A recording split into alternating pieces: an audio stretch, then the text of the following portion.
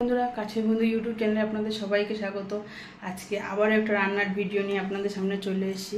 তো আজকে আমরা বানাচ্ছি পমফ্রেট মাছের ঝাল।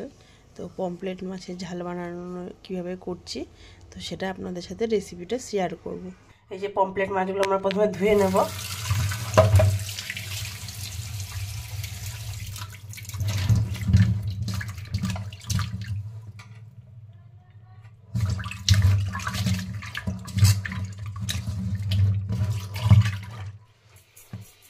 দিয়ে দিলাম লবণ, আর এদিকে হলুদ। এগুলোকে ভালো করে একটু মাখিয়ে নেব।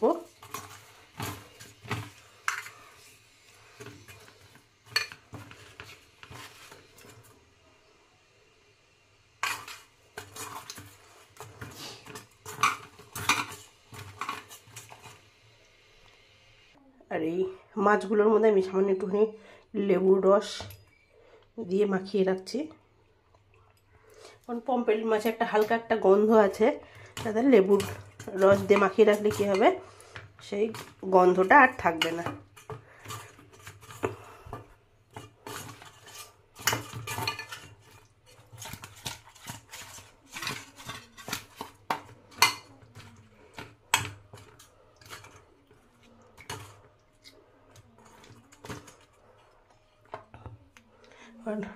মাছটাকে আমরা এখানে রেখে একটু ঢাকা দিয়ে রাখবো।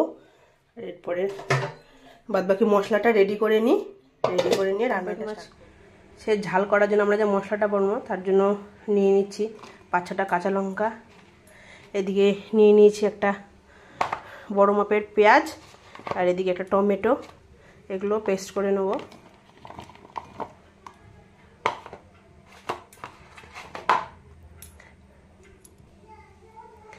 আর নিয়ে নিচ্ছি কয়েকটা রসুনের কোয়া, আর নিয়ে নিচ্ছি অল্প আদা কুচি। সব একসাথে পেস্ট করে নেব। এদিকে এই আমাদের পেস্টটা হয়ে গেছে। মাছগুলো ভাজার জন্য আমরা একটা প্যান বসিয়ে দিয়েছি। এর মধ্যে দিয়ে দিচ্ছি সরষের তেল।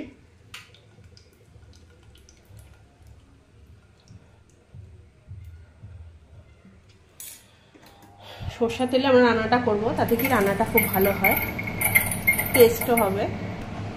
তেলটা গরম হয়ে গেছে, এবার আমরা ধীরে ধীরে মাছগুলোকে ছেড়ে দেবো।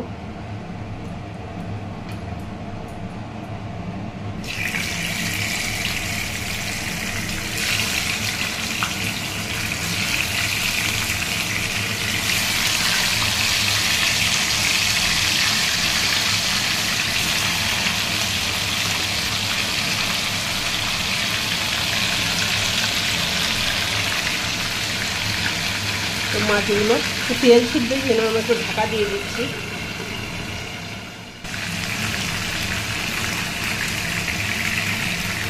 তো মাছগুলোকে উল্টে দিচ্ছি। এই মাছগুলো তো পমফ্রেট মাছগুলো খুবই নরম, ওই জন্য একদম হালকা করে উল্টে দিচ্ছি। এগুলো ভেঙে যাওয়ার চান্স থাকে, হালকা করে।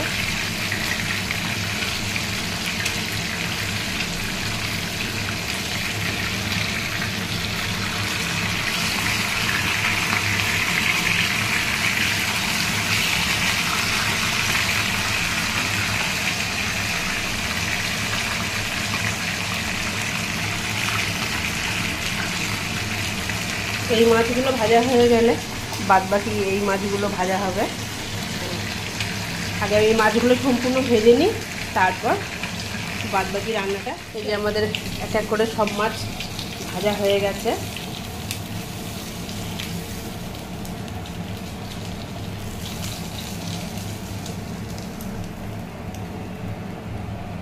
এবার এই যে বাদবাকি তেলটা আছে এর মধ্যে আমি রান্নাটা করে নেব। এই তেলের মধ্যে দিয়ে দিচ্ছি কালো জিরা ফোড়ন, আর আমরা যে পেস্টটা বানিয়ে নিয়েছিলাম সেটা আবার দিয়ে দেবো। পেস্টটা ঢেলে দেবো।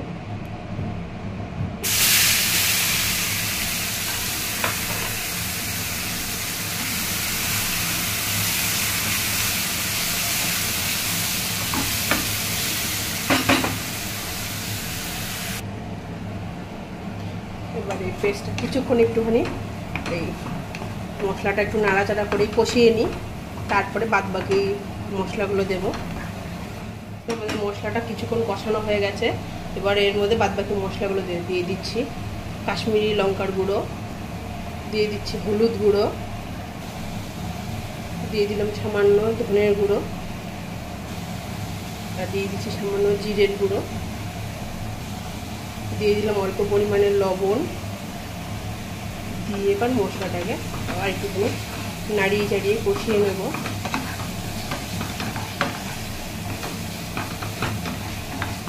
এর মধ্যে একটুখানি সামান্য পরিমাণ জল দিয়ে দিচ্ছি, জল দিয়ে আবার ভালো করে মশলাটাকে কষিয়ে নেব।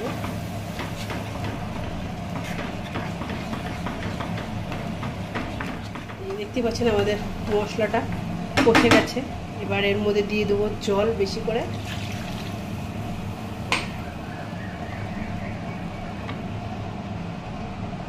জল দিয়ে যেই একটু পরিমাণ জল দিতে হবে, আমার কাছে মাছগুলো অনেকগুলোই আছে, আর একটু দিয়ে দেবো জল। এই যে জল দিয়ে দিয়েছি বেশি করে, আর একটু দিয়ে দিচ্ছি মিষ্টি স্বাদের জন্য। এরপর আর কি চিনিটা দিয়ে একটুখানি মিশুক, আর ঝোলটা ফুটে উঠলে আমরা আমাদের পমফ্রেট মাছগুলোকে দিয়ে দেবো এর মধ্যে।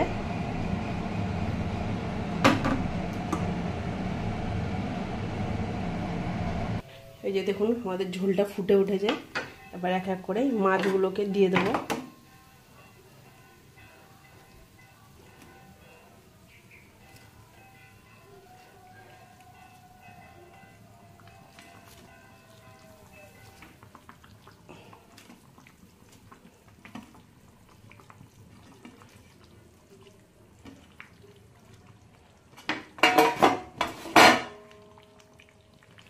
এবার মাছগুলো একটু ফুটবে, তো কারণ ঝোলটা একটুখানি দেখতেই পাচ্ছেন পাতলাই আছে, তো এটা একটু গাঢ় হবে আর মাছগুলো সম্পূর্ণ ভিজে যাবে, কি ভেতরে রসগুলো ঢুকবে ঝোলটা। তো ওই জন্য আমরা একটুখানি ঢাকা দিয়ে দিই, ঢাকা দিয়ে 5-7 মিনিট রেখে দেবো, তাহলে আর ঝোলটা ওইদিকে গাঢ় হয়ে যাবে। দেখুন আমার রান্নাটা হয়ে গেছে, আর এদিকে ঝোলটাও অনেকটা শুকিয়ে গেছে, ঝোলটা ঘন হয়ে এসছে। তো আমাদের এদিকে রেডি পমফ্রেট মাছের ঝাল। কিন্তু নামানোর আগে একটু দেবো গরম মশলা।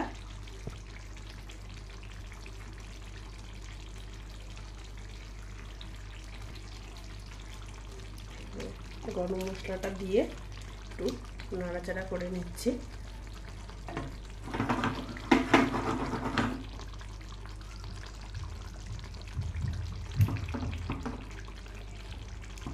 এই যে আমাদের রেডি পমফ্রেট মাছের ঝাল। পমফ্রেট মাছের ঝাল আমাদের সম্পূর্ণ রেডি হয়ে গেছে। আপনারাও কিন্তু বাড়িতে ট্রাই করতে পারেন এই পমফ্রেট মাছের ঝালটি, দারুণ লাগবে, খুবই সুন্দর টেস্ট। আর আমি এর আগে একটা পমফ্রেট মাছে সর্ষে বাটা দিয়ে একটা ভিডিও শেয়ার করেছিলাম, সেটাও ভিডিওতে আছে, দেখে নিতে পারেন। আর এই যে আমাদের রান্নাটা কমপ্লিট। বন্ধুরা আমার এই রান্নার রেসিপিটা আপনাদের কেমন লাগলো অবশ্যই কমেন্ট করে জানাবেন। আর আমার কাছের বন্ধু ইউটিউব চ্যানেলটা অবশ্যই সাবস্ক্রাইব করবেন, লাইক করবেন, শেয়ার করবেন, আর বেল আইকনটা টিপে রাখুন, যাতে এরপর আরও রান্নার ভিডিও আসলে আপনারা সাথে সাথে দেখতে পারবেন। আর আজকে ভিডিওটা এখানেই শেষ করছি। টাটা বন্ধুরা।